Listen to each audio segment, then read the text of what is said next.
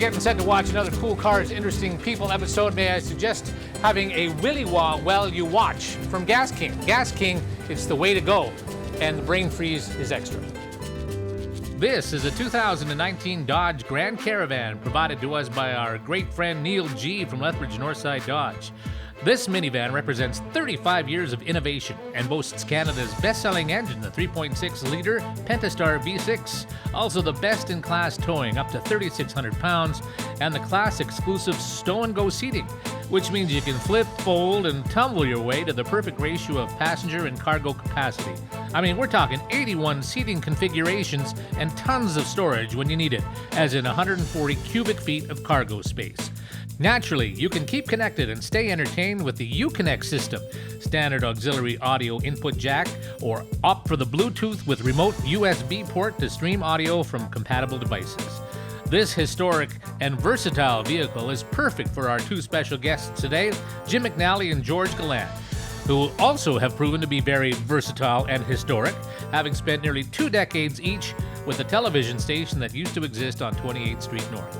It started out as CJLH-TV in 1955 and eventually became Global TV. This fall, Global moved to downtown Lethbridge, leaving behind the 64-year-old building and its rich history. I thought it would be fun to do a little reminiscing with Jim and George about the way things were back in their day and the significant impact the station had on our city. I'm Mark Campbell. This is Cool Cars, Interesting People. This used to be the front lawn. Yeah. Way back. Well, yeah, there wasn't a door here, was there? There wasn't a building here. Yeah. Oh, that's right. This was the add-on garage. The actual front lawn, yeah. That's right. And we didn't even have a paved parking lot. It was just a dirt strip. You know what? I don't think I was here when this was not here. This was studio. Hey, you kids, get away from the building! Get out of there! Hey, didn't you used to work here? One time! Get away from there, it's gonna blow up! Come on, Let it fall down. You know how long we've been waiting for you to pick us up? Have you been? 1997 was the last. Right, good. Yeah. Is that your little place to live in the bushes there? We just came out. Yeah, of the bushes. Nice. We're on TV. There we go. Here we go. This is television. It's so exciting. So, I'm just my first memory was right there of this TV station.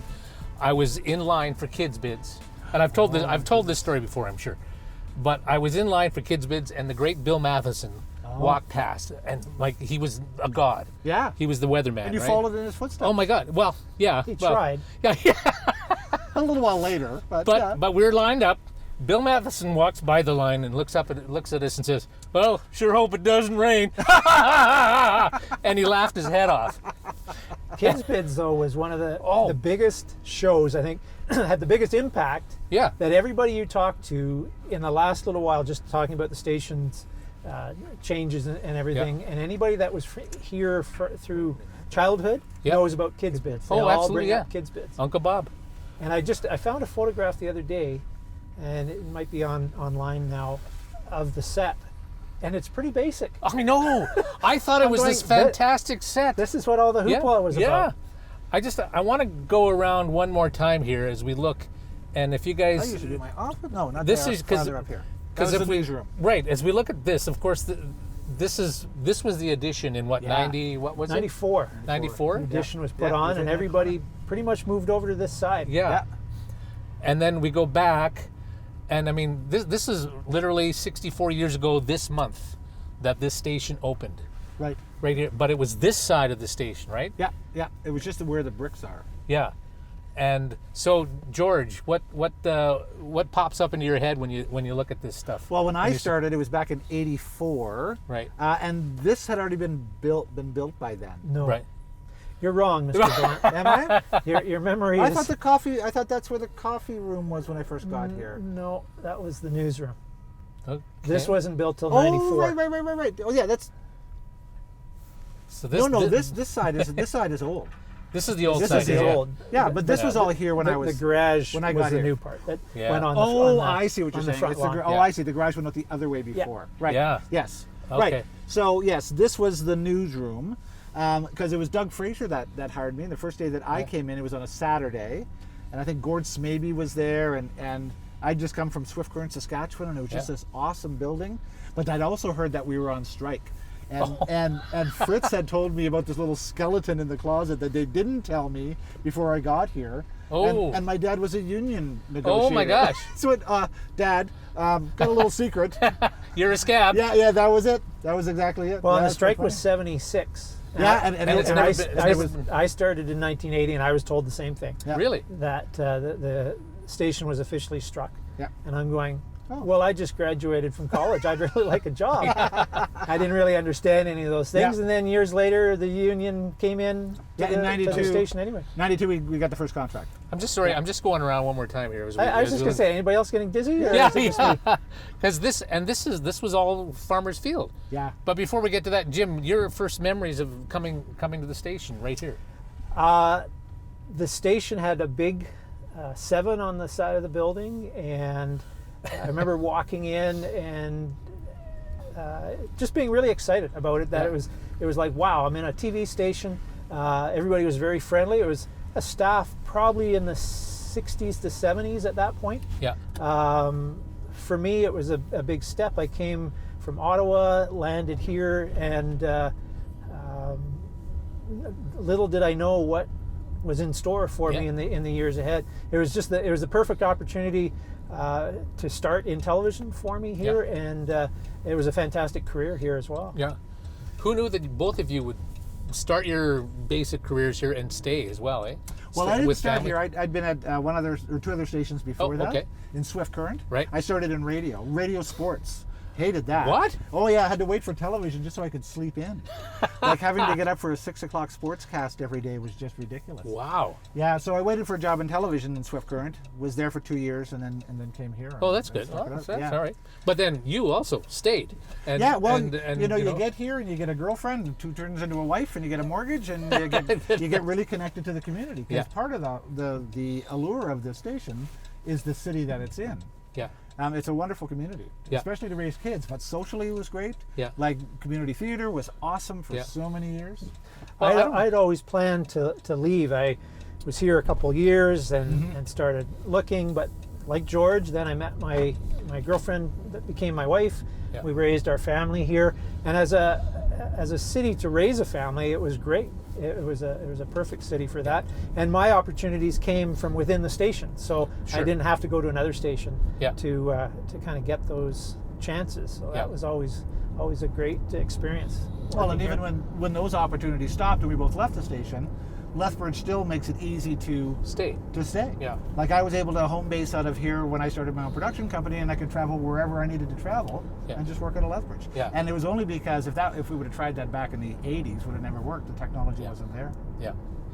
I mean, and what great personalities that existed at that station before you and during you, and then ultimately after.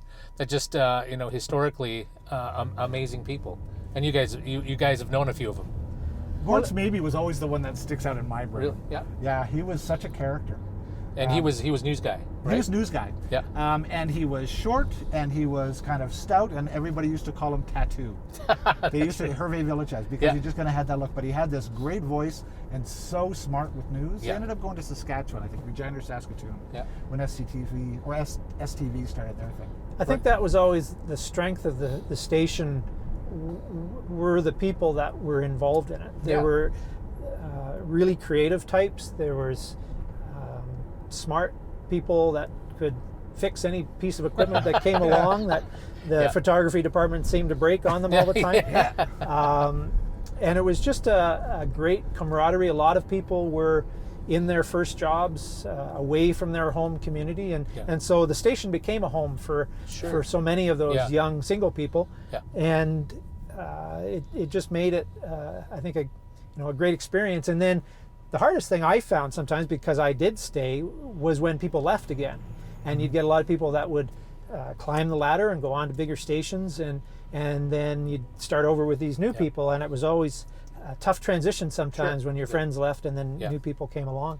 But then you look back collectively over, I was there 19 years, and there was always great people. No matter what era it was, there was always some really good friendships and some really fun experiences to be or fun times to be a broadcaster.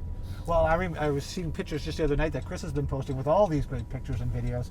It was the Magical Mystery Tours in the bus. Oh. Like we had a social committee, and Kendall Gibson was one of the main pushers of that thing.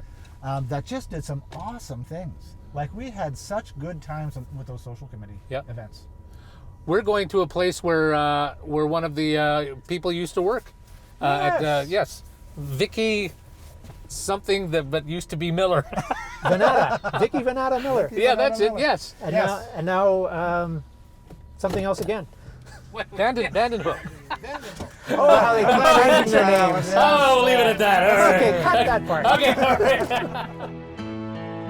Well, here we are at Honker's, and we have people who used to work at Global Television. I mean, I'm looking at our camera guys and you guys, and I've been there, and I think we have a combined over 100 and some years. And then the owner of Honker's, Vicky Vandenhoek. Oh, Miller, whatever you were. Thanks for letting us come in here. First up, talk about what is one of your big memories of being at Global. You were there for a good 10 years? 10 years, Okay, yeah. so give me something. Fun. Yeah? You know what the funnest job ever had. I was fortunate. I walked in to work in the reception area, and I ended up in the promotion, and it was the craziest ideas were made at the loaf parties. Loyal order of amber fluids. Yes. So you could put that one together, but we were very creative, and it was so much fun working with everybody. When I think of you, I think of Battleground. Yes. That's kind of the one thing that I think of. Yeah. Good times. Battleground, we traveled around to all the small towns. Those were the fun ones. Yeah, and the mobile truck, and we had a riot doing it. I think it was just a lot of great people that worked there at this time, and it's a great time.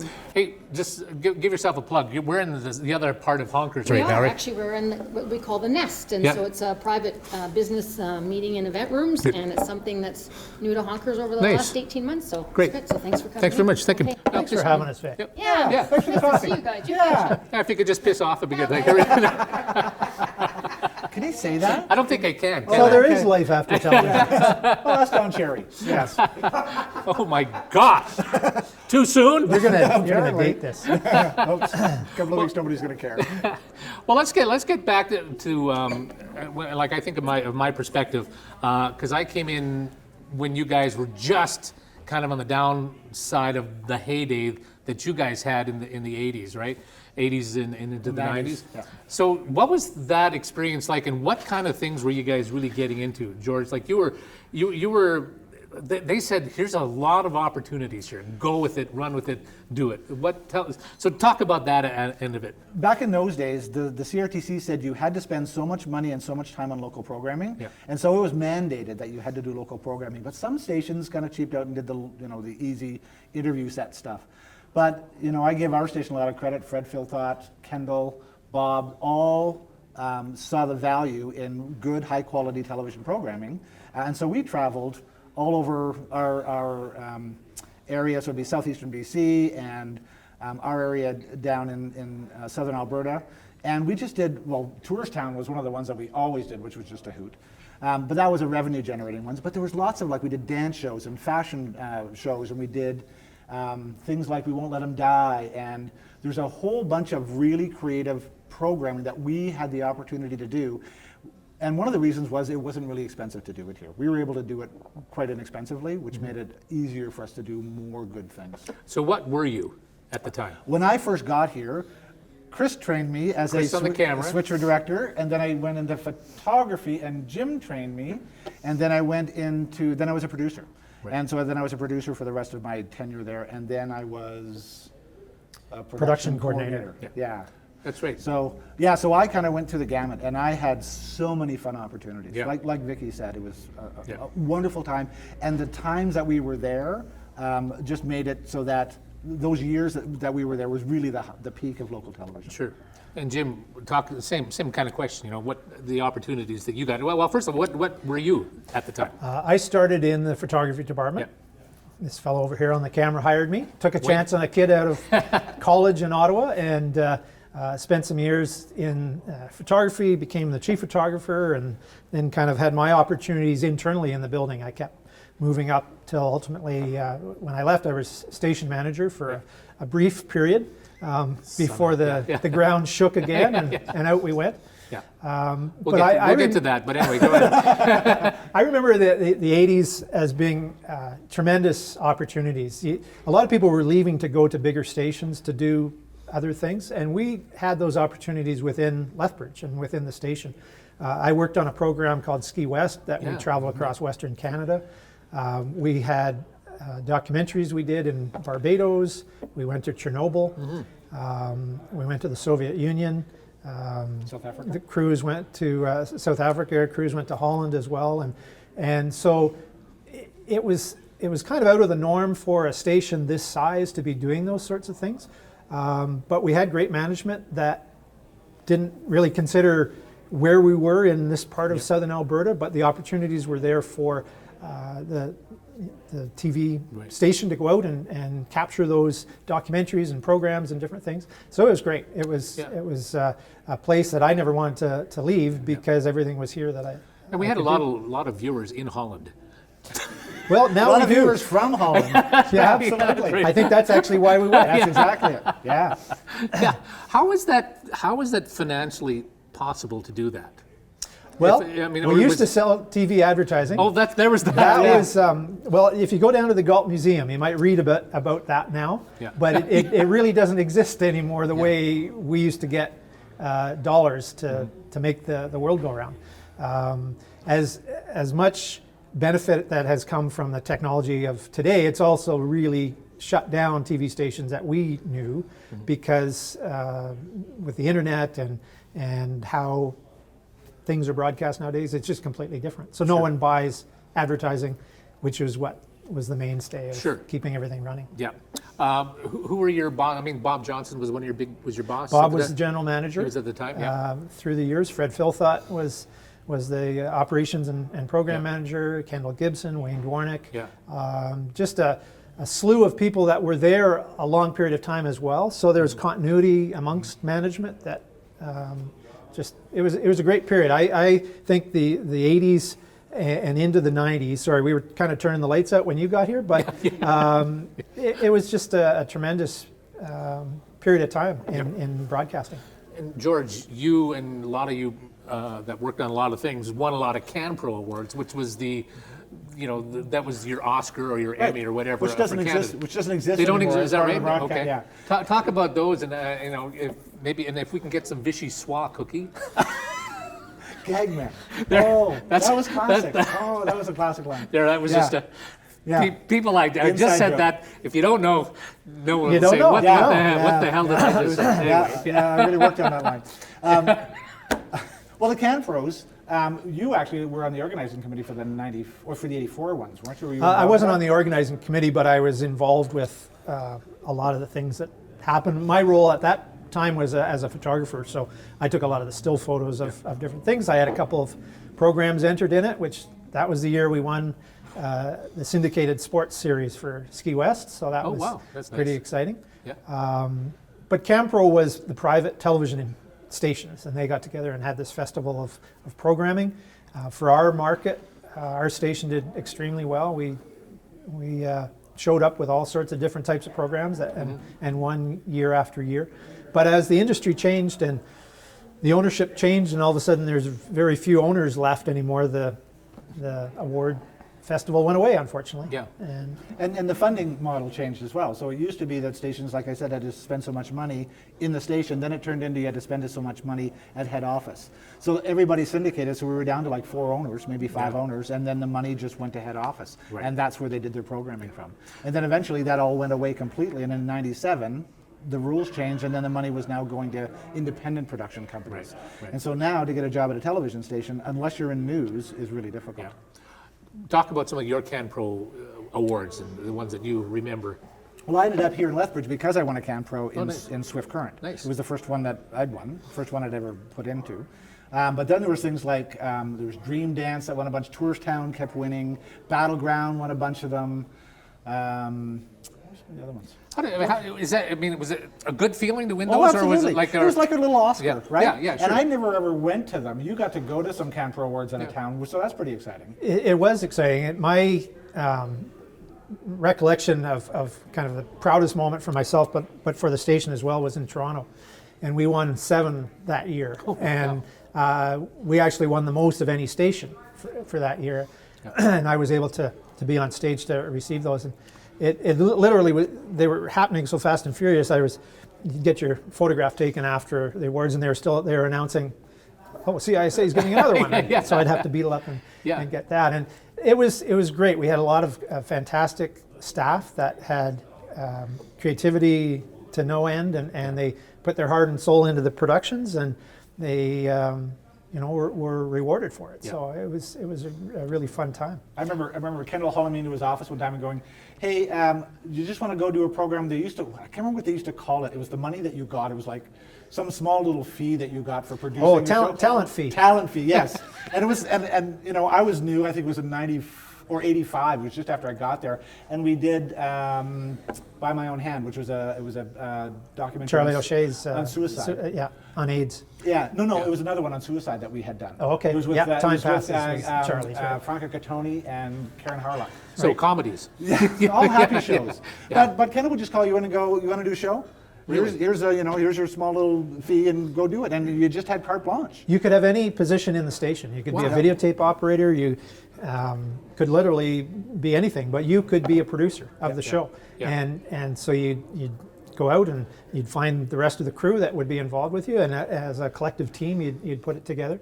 My first documentary I worked on was a motocross show out of the Temple Hill racetrack. I got paid $80, and I put in 80 hours of work. But what a tremendous learning experience that awesome. I would have done it for free, but I didn't tell Fred that. But it was the sort of opportunities that you got to do, and you could make mistakes, and you'd learn from people around you, and so it was great. And you don't have those opportunities to do a documentary a year out of college and put it on TV anymore. And some life-changing events that you guys have gone through, like Chernobyl. How big of an impact did that have on? Well, everything stayed on so far, yeah. But it was a tremendous impact. We went over 4 years after the explosion, and the reason we went was there was a group over here that had come from there, and their government needed assistance in dealing with the tragedies that were happening to the children and are still happening to the children. And so we really went in, and we're just in a state of shock, because our very first interviews with the children were right in the hospital. We didn't have any warm-up process to get acclimatized or anything. We went right to the hospital, to the bedside, and these mothers with their dying children were, with tears in their eyes, were pleading with us to do something. And we're going, wow, this is really big. This is important. And we came back, and we created a society here in Lethbridge that helped to raise some funds to send back to the hospital there. And at that time in Canada as well, our show ran across the country, and there were other groups that popped up across Canada to bring children over from the Chernobyl region and give them a little bit of clean food and fresh air and get out of that environment. Yeah. The worst part is they had to go back when the summer was over, so I don't know what that was like to have to go back to it. But yeah, definitely life-changing to see those sorts of things from this little station on 28th Street. Yeah. Any of those types of things that you can think of too? I mean, I don't have any earth-shattering ones like Chernobyl. Mine actually were what Kendall really liked to do was promote the arts, and so. One of my favorite, there's Dream Dance, which was a dance show that told the story of this girl and her connection with her parents through dance, which was really cool. But the real fun one I remember doing, it was the theater sports that we did. And we did theater sports. We went up to Loose Moose Theater in Calgary with the mobile, and we shot for a week, and we did, I don't know how many shows, of theater sports with the people from Vancouver, Calgary, and Edmonton. We just put them all together, got a host and said, let's just do some games. And we shot it all and brought a live audience in. That was such a good time. Nice. Yeah, so we were, swinging way above our pay grade. The studio shows, Spelling Bee. You guys did Spelling Bee. I was in the tail end of that. The station did, I was usually the still photographer for so many of these shows. But people in this room were involved with it in many capacities. And it was a huge show, just like Kids Bid was popular for the community in that time. Then Spelling Bee was huge. It was grade 6 students from across southern Alberta. They'd come in, the host was Larry Yelland, and they would test their skills against other schools. And it ran for a number of years. I can't remember how many, but it was a big show for the station, and it involved everybody, it seemed, in the station. When there was a Spelling Bee taping day, it was all hands on deck. And what I always loved of that era is live TV. It was actual live TV. There is no such a thing as live TV, at least in this station, in this city. Anyway, but your newscasts.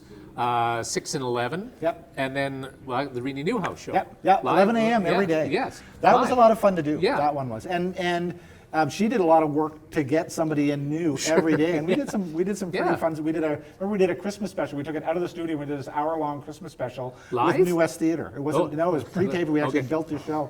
It was just a hoot. But once again, that was Kendall's really liking to support the local arts. I remember Wiseman's TV auctions. Oh yes, or the Pemmican Club. Oh, the dancing. It was the start of slow motion. Those nights, I like Wiseman's TV auction. The Pemmican Club wasn't so bad, but Wiseman's TV auction, it was like 3 hours straight. You didn't get a break. It moved so fast, so you didn't drink for like the 2 hours beforehand because you weren't getting a bathroom break. You couldn't leave the switcher. It was interesting. And then there was Commodity Futures magazine. So most of these shows Chris had, and then I took them over from him. Inside Tracks. Oh yeah, and that was when Wick showed up. Wick showed up, and Wick said we're going to do all these joint things, and we did Inside Tracks, which was music feature or a music videos show, hosted by Sherry Elric, and then Baldy. What was what was there was the tourism one, Tourism West. Yes, that was the one that we packaged. This is great in this interview to have support from the camera people, because when we don't know something, it's like a studio audience. What do you guys think? It's good. It's Bill Matheson. He's coming back. Anyway. Well, my favorite story, and this was before my time, but from a live television point of view, the station started with a single camera. And they used to do their news, and then they'd go to commercials. They'd go to a slide in between, and then they'd go to their commercials. And one time in the course of breaking from one location to another, the studio camera fell over on its side. So the announcer, without missing a beat, lay down on the floor and did the commercial lying on his side. And then they somehow picked it up and continued on with the news. We never had anything like that with the cameras. We would usually break the cameras off camera. They would never be live.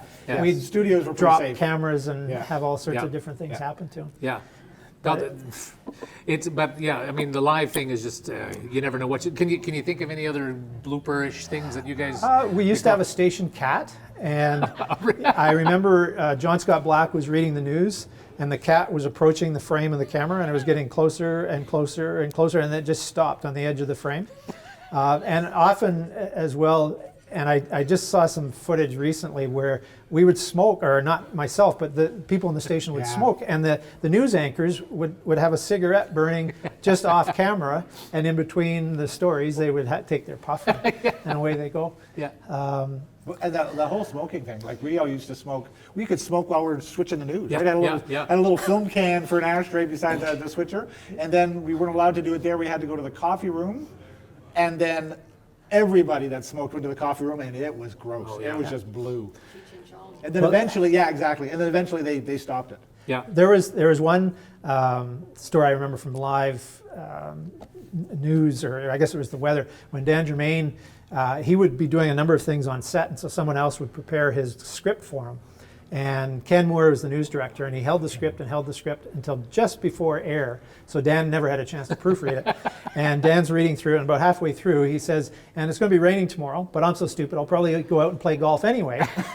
And then he kind of caught wind of what he was saying, and he says, hey, they think I'll read anything. And it was, you proved our point. You did read anything. So there was all sorts of fun things like that happen. You didn't lose your job over them. Right. I'm sure there was a lot of eye rolls from the management office that are going, oh no, what are they up to now? But I think a lot of people think, when they think of one or two phrases to describe the station, it was fun. It was a good time. everybody was kind of in that same exploring, of their career, the early stages of their career, and figuring out what they like about it, and opportunities were endless. So it was great. And our kids all grew up together. So I think it would have been 92. How many kids were born? I think there's like 6 or 7 kids. There was something in the water that And so the Christmas parties were awesome because we always had Christmas parties, right? And the kids all got presents, and it was just so much fun. Yep. Yeah. There's a great website that Chris has put on about Lethbridge television throughout the years, and lots of great pictures. And I'm thinking about the physical building itself and the different areas that there were, and I'm thinking of the basement. I worked there after that was abandoned, thank God, because I can't believe in the basement where writers were, and the creative department. That's all down. Yeah. I mean, that's horrible condition. There was no lighting. There was no windows. Fluorescence. No, we did before the addition was built. We had a window in the photo department from the front lawn, and so if you left it open at the wrong time, all the dust would blow right in onto your slides, onto your wet slides. We never really gave that much thought. It wasn't until the smoking moved downstairs that you really thought about it. And in fact, when you visited later and they had removed all the asbestos lining from the plumbing, you go, oh, that was never an issue when we were here.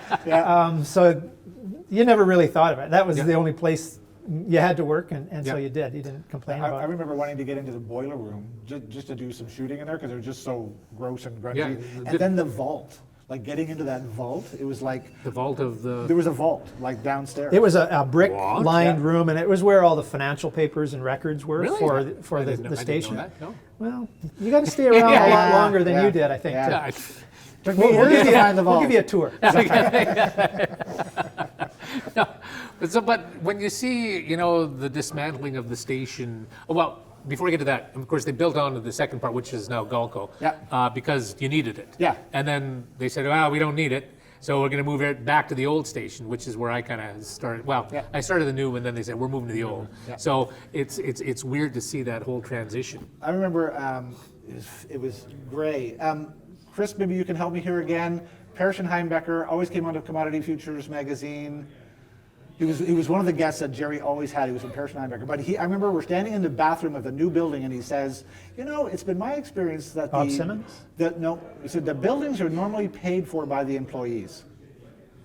And then he was right. Eventually, that building became very expensive to run. Yeah. Right. Yeah. And then they had to go, we can't do this anymore. Yeah. And then the economy changed, and everything else changed. Yeah. Well, we had a full building too. Yeah. We were stacked on top of each other in the original building. Yeah. So when '94 came along and the new addition was built, it was pretty exciting. Yeah. Pretty much everybody got to move over to it. We all had computers. There was I think just the studio people were maybe left in where they were, but everything else moved over. The engineers stayed where they were. Yeah. So that was a great time and exciting. But then all of a sudden, people started disappearing. Yeah. No one knew why. They'd come in the next day and there'd be an empty seat somewhere. Yeah, yeah. And so over time, that space just wasn't needed.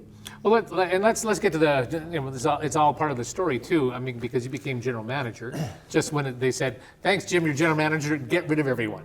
That's kind of what your job was in a lot of ways, wasn't it? Well, my time in management, I became operations manager in '95, and then I pretty much started laying people off through my whole time in management. I never really got into this career to kick everybody else out of it. But you did it really well. Well, I tried. You didn't make very this often. I didn't hate you as much as I thought of. But that's good. But there is life after broadcasting. Exactly. That was my point. Yes. And we're all in this together. We're all in this alone. For other opportunities. No, but I mean, and it became an annual event, unfortunately, and it also management in the early days was decided in the building. It then became that it was decided elsewhere in the province or out of Toronto as the ownership changed. Sure. And so through financial reasons that were bigger than anything we were deciding at the local level, they didn't want their station to be that way or have that many employees or those many costs. And so it was just a sign of the times. Technology played a role in it as well. We used to have a department that ran all the commercials to air, and there'd be operators for the videotape and operators to do the switching. And there was about 7 or 8 of them computerization took all of them away. And so that happened through the latter parts of the 90s. When I started, there was, I think, about 72 on staff, and I was 19 when I started. I was there 19 years, and there was 19 people laid off when I left, and 19 people left. Right. Oh, wow. So I always play 19. What, emotionally though, what kind of an impact did that have on you? Because, these are people you worked with, and it's your job to say, I'm sorry, you're done here. It was very hard. Yeah. I came up through the ranks with many of them, and then to say, we don't need your services anymore was not something that I'd ever really wanted to take part in, and thankfully I've been 20 years on my own, and I haven't had to lay off anybody since. And you'll be the last one. I'll be the last one. Yeah. But I'm sure that took its toll. I mean, there must be a little bit of PSD after, post-traumatic or PTSD about PSD. Post-stress syndrome. Yes. Something. But I mean, that I feel bad for you that you had to go through that. Did I lay you off? Yes, you did. You laid me off too, by the way. Actually, no. That was the Did funny anybody thing. else? Okay. Actually, Chris you was off? okay. Okay, you're good. No, you brought me into the office. I thought it was a promotion. And said, here, but for whatever reason, they said, well, we need weather. So I stayed. Yeah, I fought against it. I didn't think we did, but I lost. Well, for whatever reason, I got to stay on, and that I stayed on for after that. But you're you, welcome. Yeah. Well, I was out early, and it was funny because you actually gave me the heads up. You gave me like a 6-month warning. I don't think you just said I'm not supposed to tell you this, but I think you're on the block. Yeah. So, but that gave me time to get ready. Yeah. Right. So, I was really lucky. I was going to leave 2 years earlier, but instead I ended up going into the production coordinator's job, and then I got to learn management skills and budgeting skills and all those things that helped me when I started my own company. So the timing was awesome, and freeing me up for future opportunities was the best thing that could have happened. Like, I've had a great career. And obviously, I was just saw the speech given by. Oh my gosh. That guy, I saw that too. Oh my gosh. Elizabeth Smart. She had, she was abducted, but her speech was all about bad things happen to good people, and what you do next is how it defines you. And I think there's a lesson in what we all went through as well, to understand that there's some tough roads, and then you just figure out what the next step is, right? So with every bad thing that happens, there's an opportunity. Well, I never went into the career to learn those skill sets that I ended up kind of having to learn.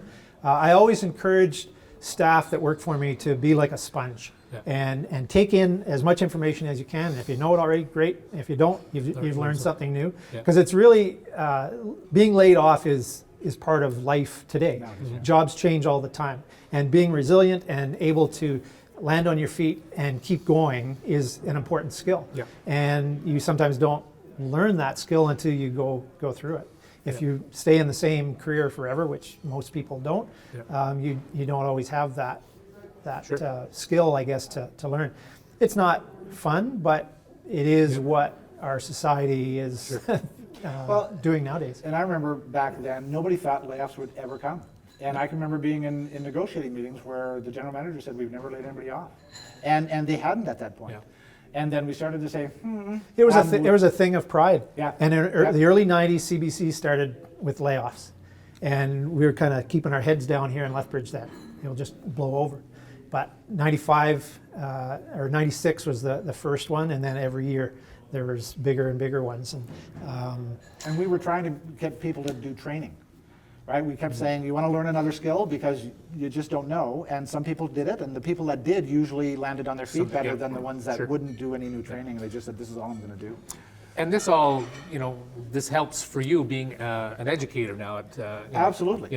And you can tell about the realities of So, I mean, what do you tell your students now who say, I want to be the entertainment director of whatever Entertainment Tonight? Does it still exist? Yeah, it does. Does it? Yeah, it Okay. does. Yes. Well, and those jobs are still possible. Yeah. We had a guy, Eric Mickelson, that graduated a few years ago, went to Global here for a while, went to Toronto for a bit, or went to Calgary for a bit, and then ended up with a short little stint because that's what he wanted to do, was entertainment. So those are possible, and there's lots of skilled people out there that are going to do just fine. Yeah. The jobs in the television station are just fewer and farther between. Sure. They're now with independents. So it's funny, with a lot of my courses, I've taken the word TV off them. It's now video. Because there's not as much broadcast happening. Sure. Right? We webcast now. Right? We don't broadcast so much. Our TV, our newscast goes on Shaw. So that's about the only thing we really broadcast anymore. Everything else is online. Sure. And that's the way the world is. And if you want to be a star, there's nothing stopping you. It used to be the gatekeeper was a broadcaster. Now it's YouTube. Yeah. And people Be that who are you good, wanna be. and there's examples of people in Lethbridge that are doing very well on YouTube and making a living. Well, we got excited back in the 80s about having the opportunity to do a TV show and put it on a broadcast station. Yeah. Well, now a 10-year-old can do the exact same thing. Yeah. and they're making more money out of it. Yeah, I got to look into that. Yeah. So Jim, now now that building is shut down, closed, over with, and it's downtown in a building that's smaller than what we're in right now, way smaller. What goes through your mind? And what do you think? I mean, is it a happy feeling or what? I mean, I don't know what I think, but what goes through your?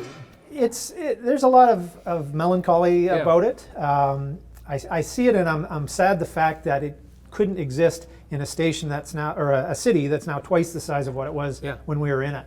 And to think that all these new advertisers and new opportunities to sell advertising never materialized, and the station just kept shrinking and shrinking.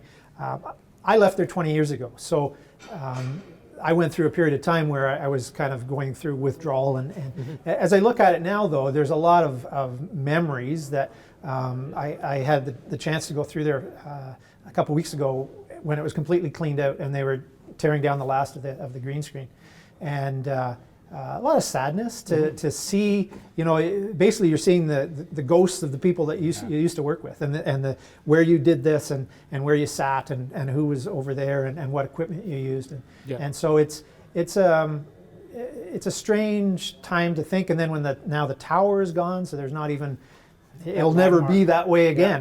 The TV station is gone that we knew, but then the TV station that we knew was gone a long time ago too. Yeah. I mean, and same. I mean, at least you're kind of involved in the business anyway, in a way, because of your job at the college. Yeah. But what kind of emotion were you going through when you see all of the pictures and the memories and the building the way it is now? Well, it's funny, because I got laid off in '97, I went back and I contracted for a little bit, and it was awful. Everybody that was still there had they call it the survivor's syndrome or something, where they feel guilty and they look at me like, oh, you poor thing, and I'm going, I don't want to, like it. Yeah. And it was just really uncomfortable. And so I went, I'm not ever going to do that again. Right. But to show up every once in a while and poke my head around and go, this is kind of cool, because I love the building. Like I love that big orange building, right? And it was a cool place to work. Yeah. And now I see it being torn down. It's like, it's kind of sad. Well, and it's more the older stuff than the new stuff. I started my business in the building as well. So one day I was in the front office, and the next day I was in the old front office, and I had set up shop there for 6 months. And that was kind of strange, because there was this station that I used to be part of going on the other side of the wall, and I was just off by myself, and so I eventually left for a bunch of reasons, but it was kind of a strange feeling, I guess, to go through that. But seeing it now, I don't know what will become of it. It's pretty old, and it might be better served as something else. I don't know. No, my thoughts is that, as a kid going into that building and seeing cameras and a set, and it was big and it was huge, and I'd see the stars of the day, what I thought were stars, like Gord College. Did you ever remember Gord College? Yeah, I always thought he had the most perfect hair. Yeah. How did he ever that? Yeah. But those people, just to see, it was. I mean, I was just so amazed, and I do remember seeing Bill Matheson's weather map there, thinking I'd like to do that one day, and by golly, I ended up doing it. And then the kids' bids, like we were talking about, it's just, and then to see the new station that's downtown, and no disrespect to anybody whatsoever, but you go in there and you're saying, this is a TV station. Well, it's just the technology. I know, but there's magic that's created, but you don't feel the same magic, at least for me when I was a kid. Well, and I think everybody gets this real feeling of excitement behind the scenes, seeing behind the curtain of what's going on. And our station was, our studio was busy 5 days a week. There were sets coming in and out, being relit, and new guests coming in, and hosts from across the community. And it was a happening sort of place. So now just to see a newscast and all that other stuff is gone. It's kids coming out of college now think, great, I'm in TV. Going, you're in TV, but it's not the TV that we used to know. Yeah. And to me, it lacks a lot of the fun and excitement that we had. Yeah. Anyway, final word. You got something? It was awesome. It was a because my wife was in the newspaper for so many years, when the Herald was also in its peak years, right? And then everything started to drop off. So we were really fortunate that we got here when we did, and we picked the careers that we did. Yeah, good. Hey, you're done? I just wanted to apologize for never giving you benefits. I thought you got benefits. No, That was one line I wasn't going to cross. Okay. All right. Thanks for sharing this with us. Thanks, guys. Cheers. That was fun. Very good. Onward to the next. To get some more coffee around here. Vicky.